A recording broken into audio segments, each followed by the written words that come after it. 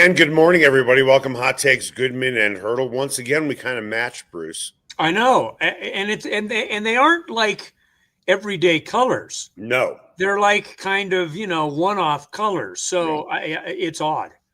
yeah. I Well, I want to confirm that you and I do not call each we other do not. at 6 o'clock in the morning No, to get an idea of what each other is wearing. even the color of my hat matches your Channel 2 logo, the blue. Yeah, you're right. Mm-hmm. My God.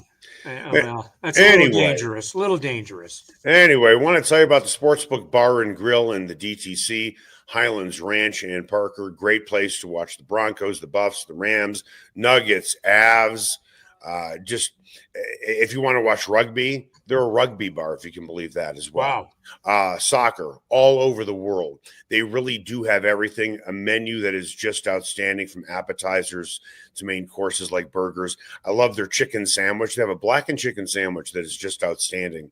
I remember when they first started serving this back in the DTC about 10 years ago. And I said to Judson at the time, I'm like, this thing's unbelievable. It's the best chicken sandwich I've ever had. I'm not just saying that to say it. I'm saying it because it's a fact. So went out for dinner with Mandy. I think it was like last Friday or something like that. And I got him like, oh, man, this thing is just so stinking good.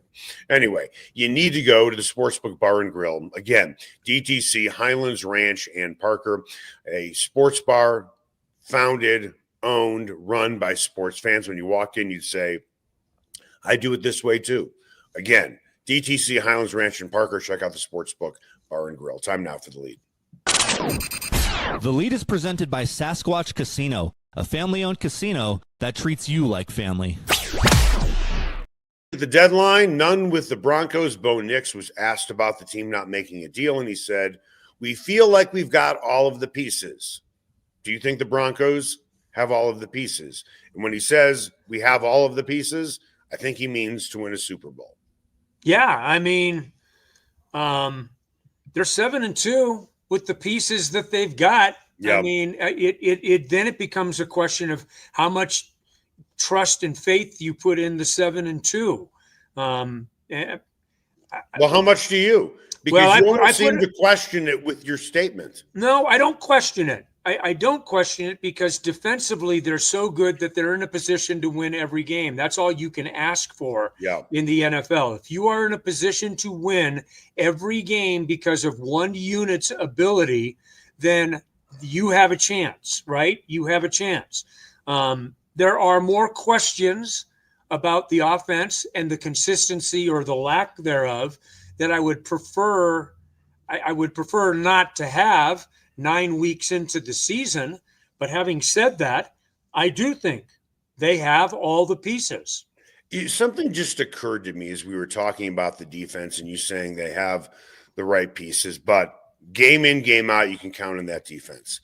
Let's go back just for fun, 40 years. Actually, you know what? I'm going to take that back. Let's go back about 50 years. Okay. The Broncos have had John Elway as their quarterback, Peyton Manning as their quarterback, Jake Plummer, and Bo Nix. To me, those would probably be the top 4 guys playing that position in Broncos history over the last 50 years. Is that fair to say? The guys who have made the most impact. Yeah, absolutely. Brock Osweiler would get some votes for the 15 team. Just for the impact that he made on that team. For like the 5 games he started? Well, I mean, he was pretty good during that stretch. But I hear you. Yeah, I'm with you. Okay. I'm with you. So you have those quarterbacks, but specifically Elway and Manning, and you can make the case both belong on the Mount Rushmore of quarterbacks. Yeah. Then you have the Orange Crush defense. Then you have the 2015 defense. And now you have this defense. Over the last 50 years, what are the Broncos best known for? Quarterbacks or defense?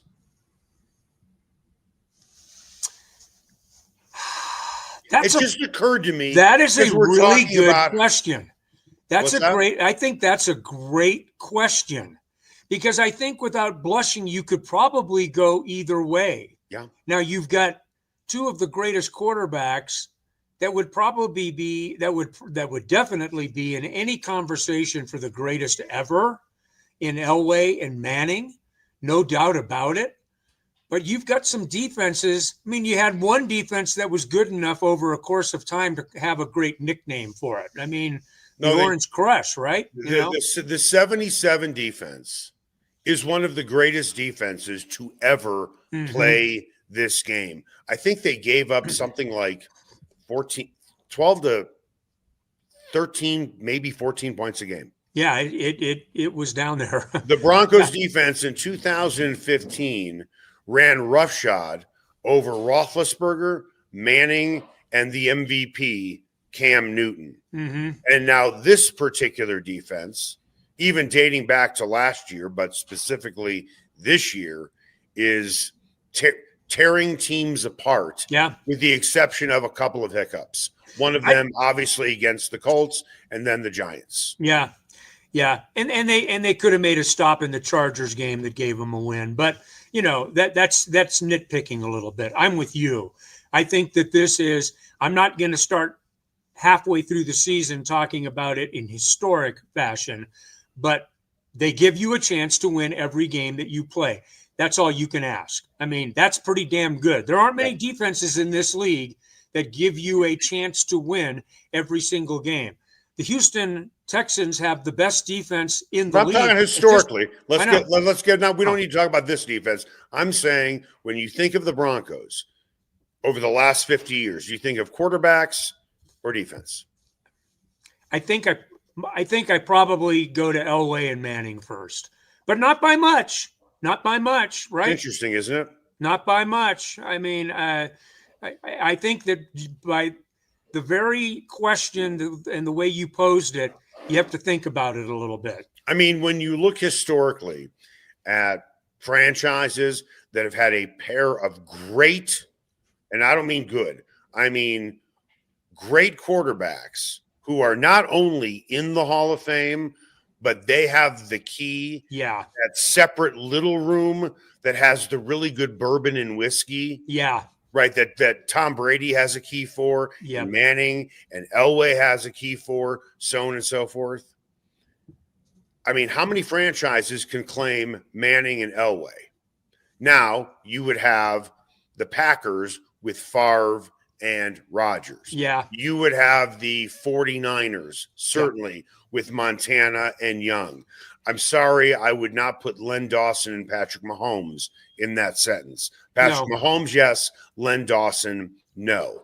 You can make the case for the Colts. Unitas and Manning would certainly be there. Yeah. And I think I'm missing one other team, but I mean, it's pretty unbelievable that the Broncos have featured two of the greatest quarterbacks of all time. Yeah. No, I mean, it's very unique. And to your point, I mean, we can name maybe four. I guess if we got down and combed through it, maybe we'd come up with another one, but no more than 4 or 5 teams. And 2 of them have Peyton Manning that they share, the Broncos and the Colts, right? So, I mean, it's a very, very short list. There's no question about it. Yeah, I'm looking through teams right now, and I know that we are doing this live, and I get it.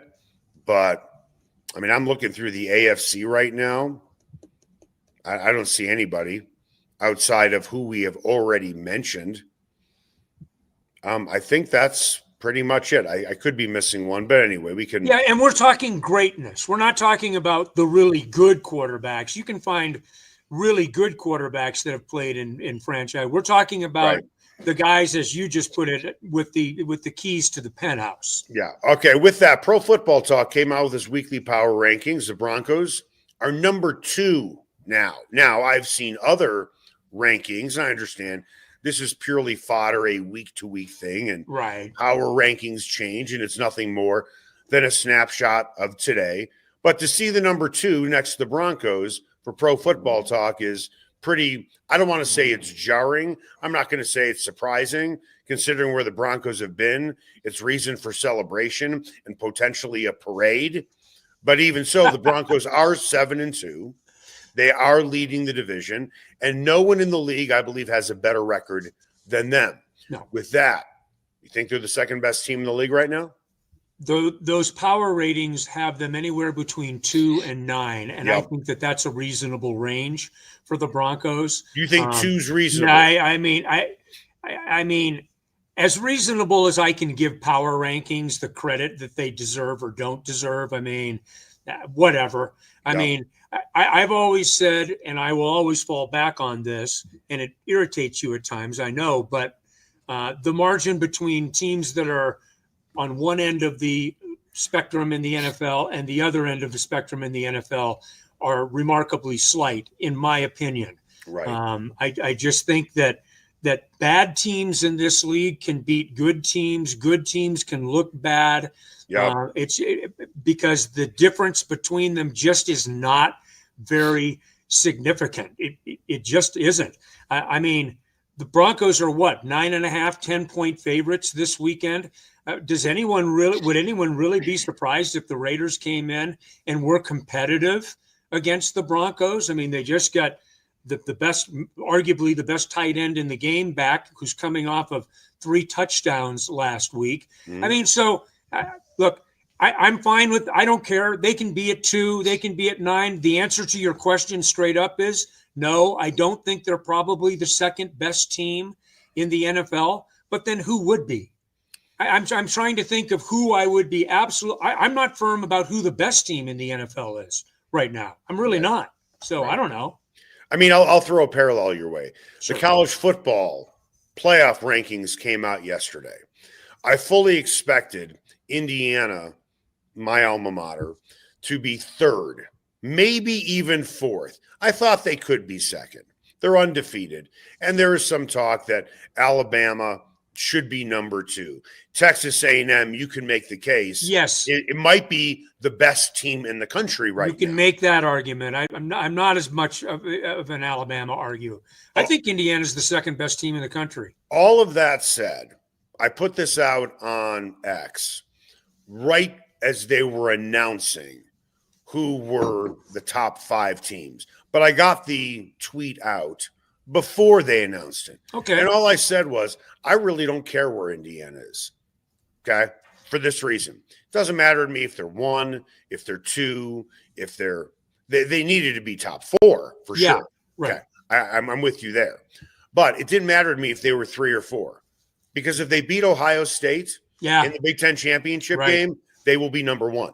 Yeah, absolutely. Period. They'll just be they will just jump right up.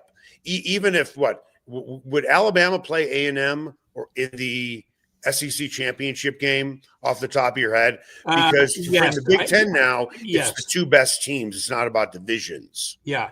But in the SEC, would Alabama play A&M? I believe that is correct. Don't put the East-West designation in the SEC always confuses me a little bit, but but that sounds pretty reasonable to me. Texas A&M and Alabama, which would be a hell of a game to watch, by the way.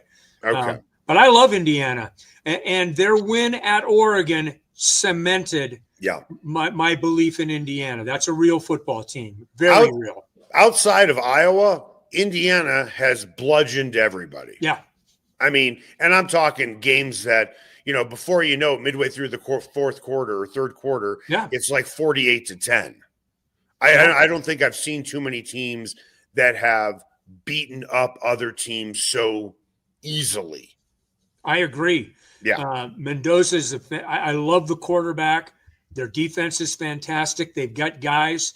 Kurt Cignetti is obviously good at what he does. Yeah. And those guys play hard for him. So that's very intriguing, Indiana right now. I appreciate you indulging me with my Hoosiers talk. Not at all. So with that, in these power rankings, the Broncos are number 2 and the Rams are number 1. So it got me to thinking that we have seen brothers play against each other in the Super Bowl. Kelsey brothers, most recently. Harbaugh brothers. Coaching against each other. Sorry. I don't think that we have ever seen 2 families go head to head. So if it's the Rams against the Broncos, it would be the Walton Penner family against the Kroenke Walton family. right? It would be. How big of a storyline do you think this would be going into a Super Bowl? And I know this is far off and I get it, but it's interesting to think about what Thanksgiving is going to look like around that table if they all get together in a couple of weeks. Yeah, they might not be talking to one another at that point. Who knows, right? Oh, I think they will. If you get, yeah, I know. I'm just being tongue in cheek. Interesting. I guess not totally stunning when you stop to consider the aptitude that the Cronkies, the championship aptitude that the Cronkies have had of late. You give them their flowers. They know what they're doing. Arsenal is very good in the Premier League. Then you've got, a Stanley Cup champion. You've got an NBA champion. You've got an NFL champion. They obviously know what they're doing. I think they, and by the way, not to cut you off, I believe the Cronkies won 3 championships in the course of 365 days. I believe that's correct, right? Yeah. So, I mean, yeah, it's pretty remarkable. Because I think what did it do? It started with the Avs, and then the Rams won it, and then the Nuggets won it. Was that the order? Right to you? Was that the order? I think so. I think. Well, yeah. Well, who's the most recent champion in town? It's the Nuggets. Yeah. So it would be Avs, Rams. Yeah. Avs, Rams. Yeah. Avs won first. Rams won second, because we were all marveling at winning 2 championships like that. And then they added the Nuggets. Yeah. All within a calendar year. That's a hell of a year, for goodness sakes. And they were still being booed twice at the parade downtown. Millions of people. Josh got up and was booed. Of course, they had the whole TV crap going on at that particular point, which was silly to me. The only thing that I was really surprised at, and I heard this through a very, very unreliable source, someone who is most of the time wrong, but I believe it anyway, that when they won those 3 championships, they bought a trophy case at Walmart. And I'm thinking, why don't you spring for some more quality? Wait a minute. So they went and got a trophy case from the Walton Penner Group? No, from Walmart. Remember, the Kroenke Walton family, they're married. Right. So I was just surprised that they got a piece of shit trophy case from Walmart, but I understand they wanted to support their, own business. Well, I mean, I hear you. Totally kidding, by the way. You know that I'm not serious. Well, I do know that you're not serious. Yes. Yeah. But anyway. I figured out. Okay. With that, NFL.com came out with an article titled Mid-Season Crystal Ball, 10 People Who Will Shape the Second Half of the Season. Number 1, Bills running back James Cook. Number 2, terrific Lions defensive lineman Aiden Hutchinson. Number 3, Bo Nix. This is what Jeffrey Chadia wrote about Nix. Nix is the most confounding quarterback in the NFL right now. He can give you stretches where he's completely ineffective, following by moments where he's creating game-changing plays. The one thing that is most predictable about him is that he tends to save his best stuff for the fourth quarter. So, just for fun, if Nix helps the Broncos become more consistent in the opening 3 quarters, and I don't mean they play like they did in the fourth quarter. I'm talking about they move the chains and they start actually scoring some points. You mean they look more like they did against the Cowboys, right? But more consistently. I know the Cowboys defense, but I'm just saying. They don't even have to be that good. Okay, gotcha. They don't have to be that good. In the first 3 quarters, they need to put up at least 17 points. How's that? Gotcha. If they can score 17 points in the opening 3 quarters, all right, are the Broncos now as good as any team in the league if they aren't already? But if they did do that in the opening 3 quarters, and then you know what could potentially happen in every fourth quarter, are they a legitimate candidate to you to win a Super Bowl? Like, you look at all the teams and say, oh, yeah, Broncos, definitely. They're a legitimate contender to win the entire thing if they can clean up quarters 1 through 3. We'll talk more about that after the break. Here's another great promotion from Sasquatch and Wildcard Casinos in Blackhawk. On December 13th, it's their annual holiday auction for a pair of Super Bowl tickets, tools, jewelry, electronics, toys, and kitchen appliances. Earn auction currency with every locked-up jackpot, players' points, or a daily cash drawing. There's so many ways to earn currency, and the more you play, the more you'll be able to bid and win what you want at their auction. So get up to Sasquatch and Wildcard Casinos and start stacking your auction currency today. Everyone has their favorite barbecue spot. Mine, Smokin' Dave's Barbecue and Brew. My favorites, slowly smoked ribs, smoked corned beef Reuben, smoked meatloaf with a portobello balsamic cream sauce.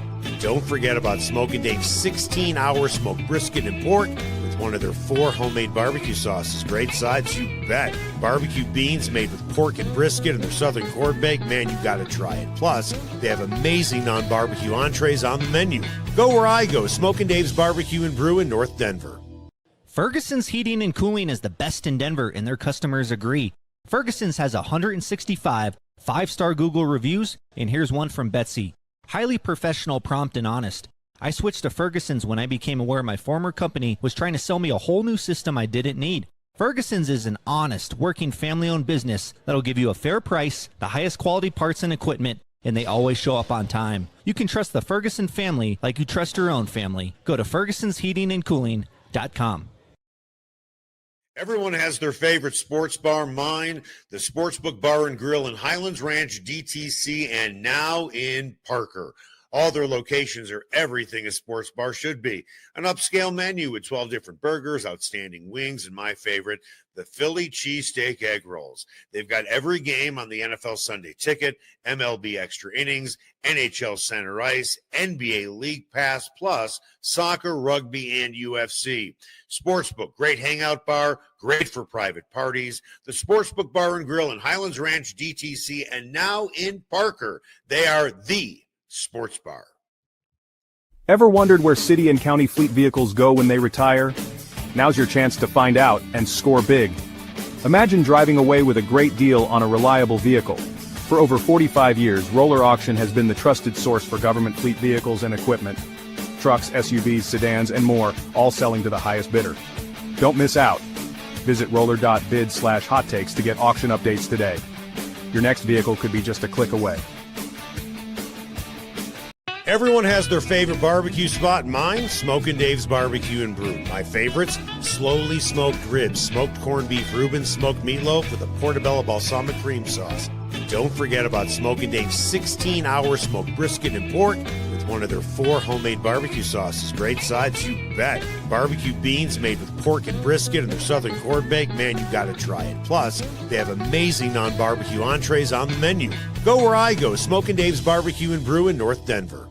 Here's another great promotion from Sasquatch and Wildcard Casinos in Blackhawk. On December 13th, it's their annual holiday auction for a pair of Super Bowl tickets, tools, jewelry, electronics, toys, and kitchen appliances. Earn auction currency with every locked-up jackpot, players' points, or a daily cash drawing. There's so many ways to earn currency, and the more you play, the more you'll be able to bid and win what you want at their auction. So get up to Sasquatch and Wildcard Casinos and start stacking your auction currency today.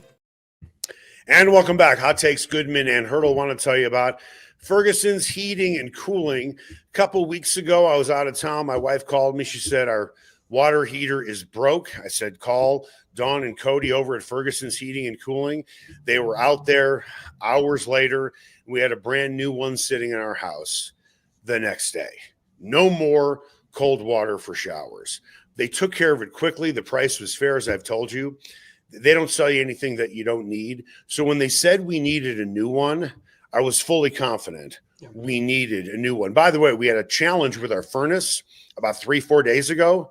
They were out here within a matter of hours. Bang, it was fixed. The guy who originally put it in, literally and figuratively, got his wires crossed. Found out. That's no good. Found out that when the heat was on, cold air was blowing because the wires were crossed. Crazy. With that, Ferguson's Heating and Cooling, you could trust them. They're the best there is. They don't sell you anything you don't need. Go to fergusonsheatingandcooling.com. Time now for What's Trending. What's Trending is presented by Ferguson's Heating and Cooling. Your family should trust the Ferguson family for all your heating and cooling needs, and you'll see why they have over 165 5-star Google reviews. Make an appointment today at fergusonsheatingandcooling.com. Just to recap what we talked about going into the break, there's an NFL.com article titled Midseason Crystal Ball, 10 people will shape the second half of the season. They put Bo Nix number 3 on the list. So the question was this: if Nix helps the offense become at least halfway better in the opening 3 quarters, we know what they can do in the fourth quarter. Are they a legitimate candidate to win the entire thing? And if they don't fix that, are they a legitimate candidate to win the whole thing? If they don't fix that, I'm not sure how legitimate they are. But if they do fix it, yes, they are a legitimate candidate to play in and win the Super Bowl. As far as I'm concerned, I mean, all we can go by is what we've seen. They won in Philadelphia. I think the Eagles may not be the Eagles of last year, but they're certainly going to have a voice in who comes out of the NFC. So, I mean, just based on that alone, I would say that they would be a contender. No question about it. The Broncos are -1 in point differential through the first 3 quarters. -1. This is a 7-2 football team, and they're -1 over the first 3 quarters. They're plus 90 something or other in the fourth quarter. I mean, it's like it's absurd. So anything that gets you a little bit more consistent through the first 3 quarters. I mean, even if they had an offense that was as consistently productive, Eric, as the one that they had throughout the second half of last season, where basically they were scoring 26 or 27 points a game, during the second half of the season. You give this offense 26 or 27 points a game, I mean, that they are going to be a remarkably tough out. From what you have seen so far, now let's go back to what Sean Payton said earlier this year. Bo Nix, he believes, will be a top 5 quarterback in the next 2 years. With what you are seeing right now with Bo Nix, can you see that being the case? A top 5 quarterback gets a little dicey for me when you're talking about top 5 guys right now. Sam Darnold, though, is probably a top 5 guy right now. Where the hell was he 2 years ago, right? Yep. So look, I will take Peyton at his word and defer to him. He's the one that made the statement, not me. I suppose I could see it. There are things that I think both you and I really, really like about this guy. Yeah. You'd like to see it more consistently. You would hope that the footwork was a little further along here in year 2, but the guy rises up and knows how to make plays, and that's worth something. Is it sustainable? I don't know. I mean, I would say that you got to keep working towards that level of consistency, because then you are you're a favorite. Look, if this football team gets into a position where they win the division and they're playing games at home in the postseason, you're damn right. I think that they're a Super Bowl contender, because this team, I think, will be a very, very tough team to beat at Mile High. I remember when I first got to Denver, and this was back in 2004, and the Broncos were playing the Raiders, or the Broncos were playing the Chiefs or the Chargers. We would refer to it on Fox 31 as what everybody refers to it as. It's Chiefs week. It's Raiders week. Sure. It's Chargers week. Does it feel like Raiders week, like we felt decades ago? No, I think that's changed a lot, really, Eric, to be honest with you. We still use the term. You hear it every now and then, but boy, you don't hear it very much. The Raiders are kind of, and this isn't taking anything away from who they are. They're coming in here Thursday and they're going to try to win a football game, but you don't, it's just not quite kind of that way anymore. No. Yes, you play division games. Is there a little more juice for division games? No question about it. But the focus directly on it's Raiders week and trying to develop that kind of, that that burning hatred for the team that you're playing. These guys all know each other. They do. I mean, they know guys from different teams. They vacation with other players from other teams. They exchange jerseys with guys from other teams. Let me give you a good example. Years ago, I can't remember if you were here at the time working in Denver. I can't remember which player I was talking to. He was a defensive player, and he was a really good player. And he was spitting out his hate for the Raiders. I'm like, wow, good on you, man. I mean, you are certainly with the program, you are going to become a fan favorite because you happen to hate the Raiders as much as everybody else. Right. Camera goes off. I put my mic down. We continue to chat off the record. He has a friend that plays for the Raiders. He has a Raiders jersey in his man cave in the basement. Ooh. And I'm thinking, sorry, you can't hate the Raiders. That's fake. If you have a jersey, even though it's your friend's jersey, in your basement. Yeah, and you bring up a good point. It just is. Look, it doesn't make you any less competitive when you go out to win a football game. Mm-hmm. I mean, the desire to win in this league is what carries everything. Everything is dictated upon, can we win this football game? And it doesn't matter who the hell you're playing. But in terms of the whole, it's Chargers week, it's Chiefs week. Now, it's big for Chiefs because the Chiefs have won the division 9 straight years, and obviously they carry a little bit, although I think right now the Chargers are more the bugaboo for the Broncos than even the Chiefs are. I mean, they've had some success against the Chiefs. They haven't had very much success against the Chargers and Jim Harbaugh. But we'll see how that all plays out. But to your point, and you knew the answer before you asked the question, it is different. It's not the same. And here's something else to consider here. You really can't have a spirited hatred rivalry unless you have played meaningful games against each other. Fair. The Red Wings Avs would never have been a rivalry if they didn't meet in the playoffs multiple times, coupled with Claude Lemieux, Chris Draper, so on and so forth. You can't have those. You can try and make up hate in your head if you want to. Right. But the Raiders have been so irrelevant for so long. You can make the same case about the Broncos. Sure. But at least they were only irrelevant for 8 years, which is still a very long time. For them especially, right. The Raiders have been irrelevant for decades. It's not like the Broncos have played the Raiders in the playoffs. I mean, what did everybody think the big rivalry was around here around 2012? Oh, the Broncos and the Patriots. It wasn't a Broncos-Patriots rivalry. It was Brady and Manning. Right. Manning just happened to work here, and that's where the rivalry went. It went with him as much as anything. It left Indianapolis and came to Denver. Right. Because, And the hate for the Chiefs is real because they've been so good for so long. But let's really call it like it is.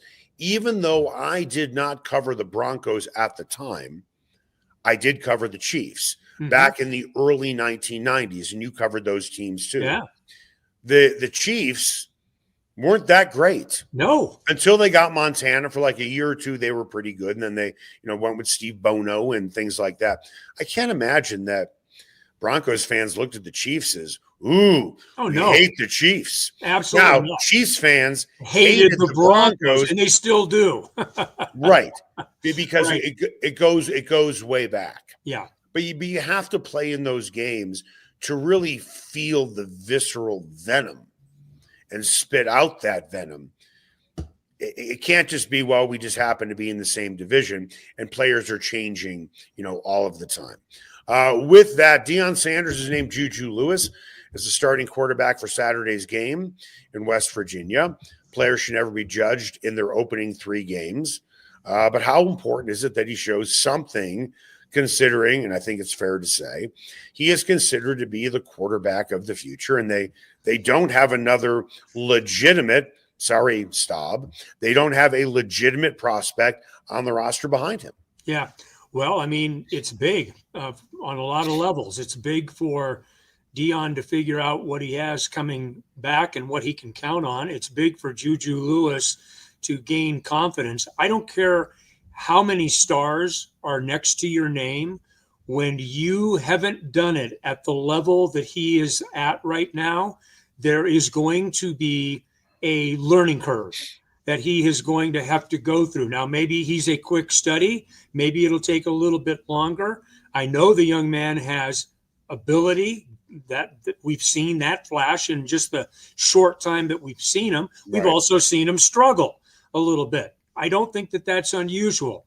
So I think that there'll be a lot going on in terms of discovery over the next 3 weeks, but I don't think there's going to be a lot going on in terms of competitiveness over the next 3 weeks. Now, if there is, more power to him. I mean, if he can elevate an offense to make it a more he doesn't play defense, and they've given up 105 points in the first two halves of the last two games.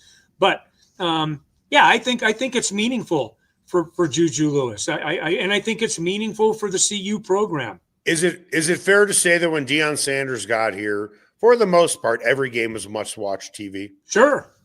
Is it now? No. Will it be now that JuJu's playing? Much more interesting, but more from a curiosity factor than anything else. Is this young man at the age, what is he, 17, 18 years old? No, he's 18 now. So he just turned 18. I think right? so, yeah. I think that is correct. Yeah. He just turned 18. Does he have the early chops that you can see Colorado moving forward closer to? I don't even want to in fact, I'm not going to. Can they be a more competitive offense with this kid starting next year from jump? Now, you're not going. I don't know how the hell you're going to get any quarterbacks into this program. Right. I mean, if JuJu Lewis, goes on and kicks ass and takes names over the next few weeks to finish the season, good luck getting somebody in there. Maybe you get someone on their way out that wants to hold a clipboard and wear his hat backwards. Right. Anyway, so yeah, it makes it interesting. It makes it more interesting, but it's not must see. Is it fair to say that JuJu is the key to keeping all of this together with Deion Sanders? Meaning, I'm not going to go out there and say, well, there's a chance that Deion Sanders might retire, right? But there were reasons why he might want to walk away, starting with his health. Yeah. Okay. That's number one. Okay. He's done a lot for this program and for the university. Results on the field, he's an under 500 coach. Yeah. Sorry, you are what your record says you are. Mm-hmm. I understand where you came from. I understand where you got to last year, but the trap door has opened certainly this season. But with JuJu, could he be another reason why, if he doesn't play well, Deion says, my health isn't that great. Kind of miss my boys a little bit. I don't know where this program is going. We're coming off a terrible season, and I don't have a lot of faith in this young quarterback. Is that just another ingredient to this pot of gumbo where Deion says, I'm going to take my soup bowl and go home? Well, because if JuJu's great, that's the reason to stay. Yeah. If he's not that good, that's a reason to say, I don't know what else we have here. Yeah, it certainly could be an element. And part of the element that I would add to that is the question of, I don't know the answer to this. How stable is this roster? And we just saw a very highly regarded kid yesterday back out of his commitment to Colorado. How regular is that going to be right now, considering that this at the very best looks like a 4-8 football team, could very well be a 3-9 football team.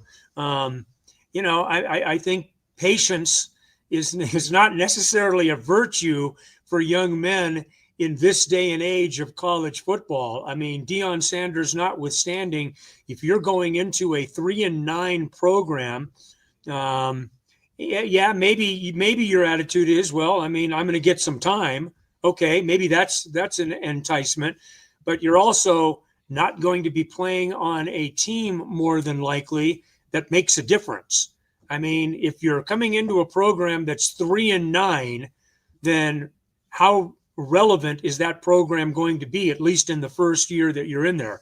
I don't know the answers to those kinds of questions about the staying power and the perseverance of kids to stay on the roster and make this a better situation. My guess is, because it's been this way for the first 3 years, is that there will be a lot of turnover again at the University of Colorado. If there's not, more power to them. They have a chance to gain some degree of continuity, which I think is important.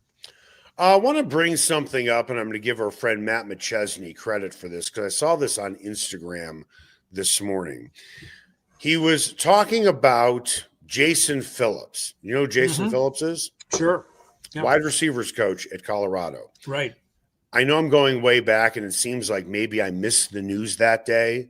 I'll be honest. I really don't track the lower coordinator press conferences at Colorado. Full disclosure here. Full disclosure. But Matt McChesney went on a rant, and he was spot on. Yeah. Are you familiar with what I'm talking about? Well, go ahead. But here's all I would say. Well, let's set it up. Well, Matt McChesney is the most Colorado guy that I think I know. I know a bunch of Colorado guys. You do too. They're all, but Matt has it in his blood, man. And this is a dog.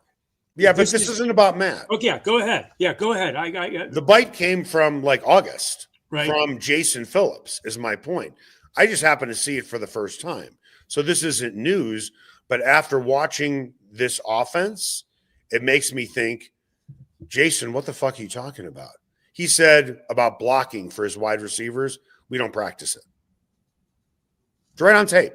I saw it this morning. Then I looked it up again, and he said, yeah, it's a want-to thing. Either you want to block or you don't want to block.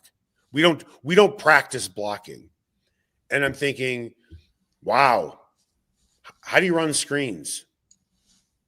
How do you free up running backs when they run to the outside? Did you just and this was back in August, he said this. It's well documented. It's not AI talking here. And I'm thinking, what else aren't these guys being taught? Right. You're not teaching your wide receivers, or you're not working on blocking in practice for your wide receivers when, oh, by the way, Pat Shurmur's offense is heavily dependent on screens. I understand when you have, Travis Hunter, you need blocking. It's going to help him spring a 3-yard catch into an 80-yard touchdown. But sorry, you don't have Travis Hunter to do that anymore. No. Or Jimmy Horn. And they had a couple of guys that they don't have anymore. It's like negligence to me. What, you're not teaching? You're not working on blocking at the wide receiver position? What are you doing? There is a feeling, and I say this totally from the outside looking in. I have not been to a game at CU this year. You and I are both outsiders. Yeah, so I am an outsider. From an outsider perspective. Yeah. I agree. But I've watched pretty much,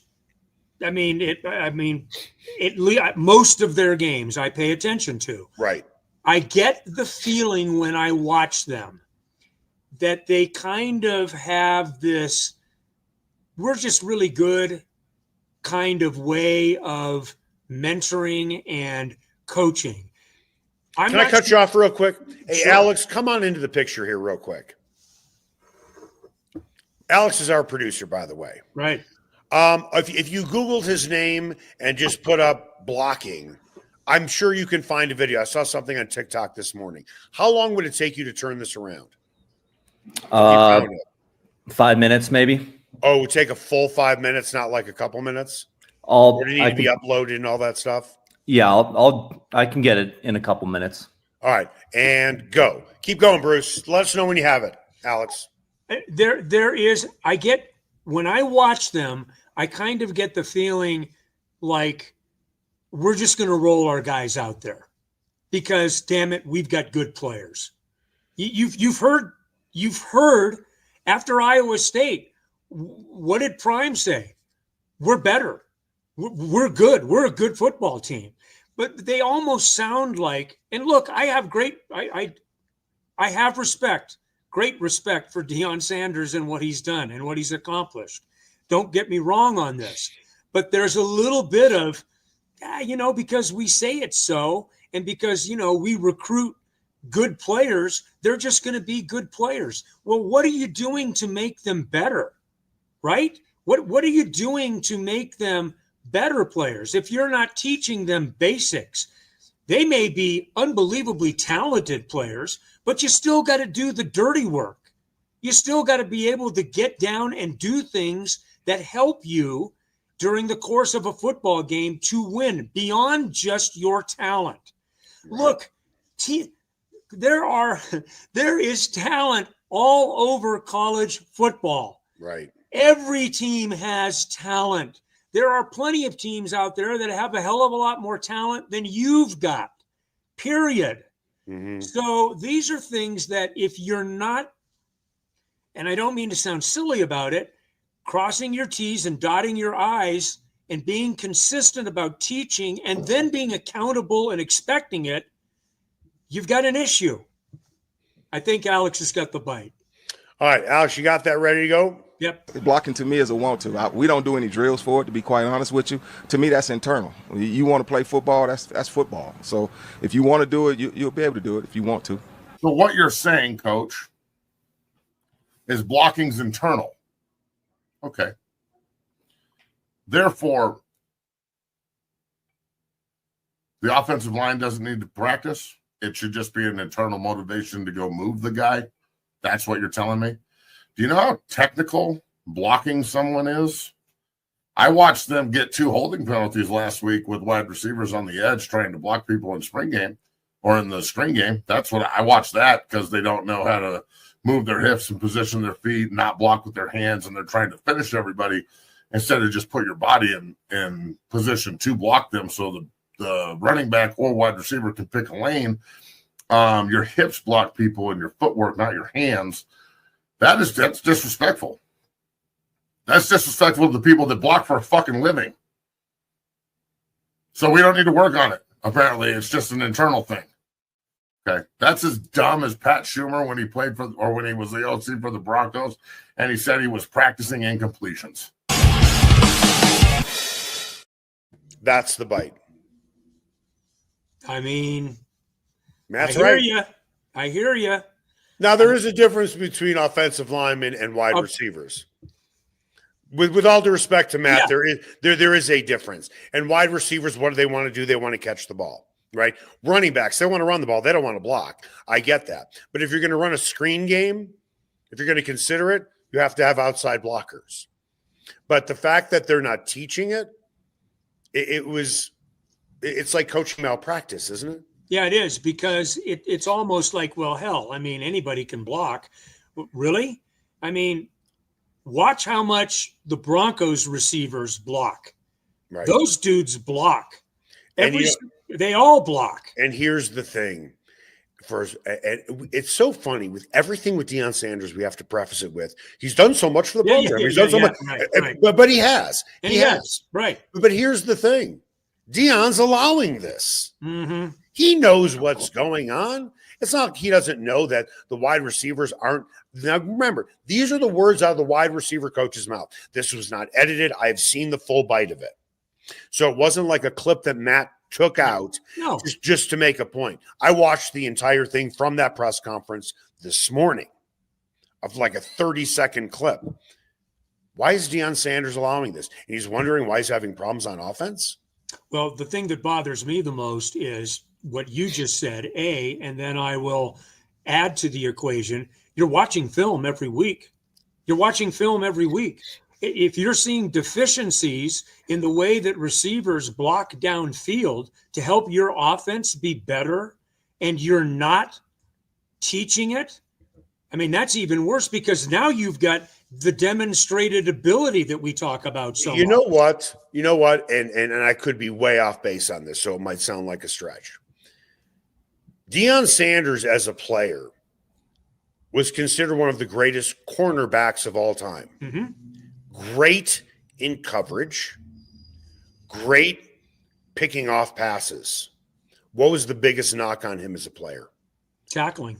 tackling. So as a wide receiver, skill position player, run great routes, catch the ball. Blocking is not necessary. And for Deion Sanders, when he played, other guys tackle. I just cover. So maybe there's a correlation there that he views his wide receivers only as pass catchers, just like he viewed his position on the field as only making sure the other guy doesn't catch the ball. Tackling's not important. Blocking's not important, which ironically, tacking and blocking are the main fundamentals of the game. Well, all you have to do is watch Colorado every week to know about how important tackling is, because they don't do it very well. Well, maybe they don't practice that either. And I say that jokingly. And if they do practice it, they need to practice it more. That's going to do it for us. Hot Takes, Goodman and Haertl. Make it the best possible day you can.